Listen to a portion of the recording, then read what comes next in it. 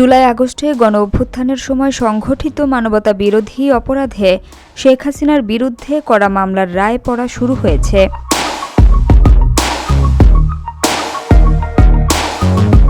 সোমবার দুপুর 12:30টার পর ট্রাইব্যুনাল 1-এর চেয়ারম্যান বিচারপতি মোহাম্মদ গোলাম মর্তুজা মজুমদারের নেতৃত্বাধীন 3 সদস্যের বিচারিক প্যানেলে এর রায় পড়া শুরু হয়।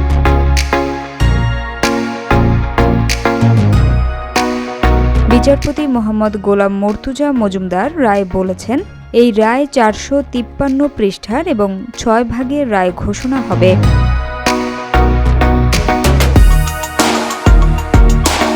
ট্রাইব্যুনালের অন্য 2 সদস্য হলেন বিচারপতি মোহাম্মদ শফিউল আলম মাহমুদ ও বিচারক মোহাম্মদ মহিতুল হক এনাম চৌধুরী।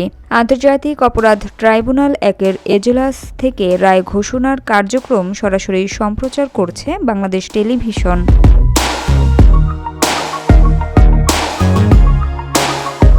মামলায় শেখ হাসিনার সঙ্গে সাবেক স্বরাষ্ট্রমন্ত্রী আসাদুজ্জামান খান কামাল ও সাবেক আইজিপি চৌধুরী আবদুল্লাহ আল মামুনও আসামি।